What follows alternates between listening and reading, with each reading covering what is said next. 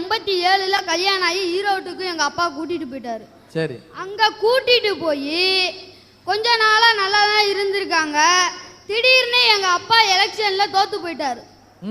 அந்த பணத்தை ஈடு செய்யறதுக்காக எங்க அம்மாவை வரதட்சணை கேட்டு கொடுமை பண்ணியிருக்காரு. எங்க அம்மா வரதட்சணை கொடுக்க முடியாதுயான்னு சொன்ன உடனே அப்போதைக்கு எங்க அம்மா கர்ப்பமா இருந்திருக்காங்க. ஏண்டி உனக்கு வரதட்சணையே கொடுக்க துப்பு இல்லையே, உனக்கு எதுக்குடி புள்ளைன்னு சொல்லி அந்த புள்ளைய கொண்டு விட்டாங்க. வகுத்துல இருக்கும் போது கலைச்சிட்டாங்க. என் புருஷன் தான் இப்படி இருக்கிறான்னு சொல்லி மாமியார் வீட்டுக்கு போவதுக்கு அங்க மாமியார் கொடுமை தலைவரிச்சு தாண்டவமாடி இருக்கு. மகன் ஆம்பளை, அவன் 1000 பொண்டாட்டி வச்சுக்குவான். நீ இருக்க இஷ்டம்னா இருடி, இல்லை நீ போடி, நீ அட்டுலையும் ஜலப்புளியுமா கொண்டு வந்தா அப்படின்னு கேட்டாங்க. எங்க அம்மா நீ யாருமே எங்களுக்கு வேணாம் அப்படின்னு சொல்லிட்டு தனியா கொடுத்தன வந்து இருந்தா 7-8 வருஷத்துக்கு அப்புறம் திருப்பி எங்க கூட ஒண்ணு சேர்றேன்னு வந்தாரு. வந்துட்டு திருப்பி ஏதோ ஒரு பிரச்சனைனால ரோட்டு வரைக்கும் தரன்னு முடிய பிடிச்சி இழுத்துட்டு வந்து போட்டு அடிச்சு விட்டாரு. அடிச்சதுல எங்க அம்மா கட்டத்து வேலை செய்றவங்க.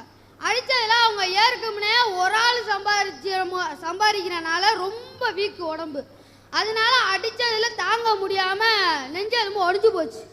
இந்த மாதிரி இருக்கிற நிலைமையில எந்த பிள்ளையா இருந்தாலும் இதைத்தான் செய்வான். நான் ஒரு மாசமா ஸ்கூலுக்கு போகாம தெரு தெருவா பிளாஸ்டிக் பை பொறுக்கி எங்க அம்மாவை காப்பாத்தினையா.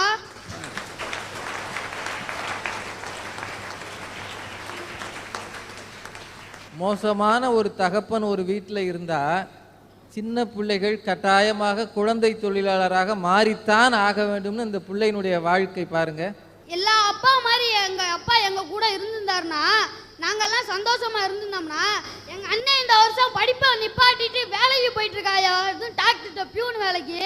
எங்க அண்ணன் படிச்சிருப்பால. நீங்க கேட்கலாம் உங்க அண்ணன் படிக்கிறக்கும் நாடு முன்னேறக்கும் என்னடா சம்பந்தம்னு கேட்கலாம். ஐயா எங்க அண்ணன் படிச்சிருந்தானா நான் இந்த வருஷம் 10வது முடிக்க போறேன், முடிச்சுட்டு நிக்க போற நிலைமையில இருக்கேன். நான் படிச்சேனா இந்தியாவை முன்னேறதுக்கு ஏதாச்சும் ஒரு வலையில உறுதுணையா இருந்திருப்பல்லையா. அப்ப கண்டிப்பா அதுல என்ன அடங்குதுன்னு பாருங்க. பெண் சிசு கொலை, ஒரு பெண்ணுக்கு கொடுமை, தொழிலாளர் நிலை, இதெல்லாம் ஒளிஞ்சாதான் கண்டிப்பா இந்தியா வல்லரசு ஆகுறாங்க. அருமையா பிள்ளையினுடைய வாழ்க்கையை பாருங்க. வரதட்சணையால் மனைவியை கொடுமைப்படுத்தி துன்பப்படுத்திய ஒரு தகப்பனால் ஒரு பையன் ஏற்கனவே படிப்பை விட்டுட்டான், இவனும் படிப்பை விடுகிற நிலையில் இருக்கிறான். இப்படி படிக்க வேண்டிய இளைஞர்கள் எல்லாம் படிக்காமல் போனால் வல்லரசாவது எப்படி அப்படின்ற ஒரு கேள்வி நம் முன்னால் நிற்கிறது.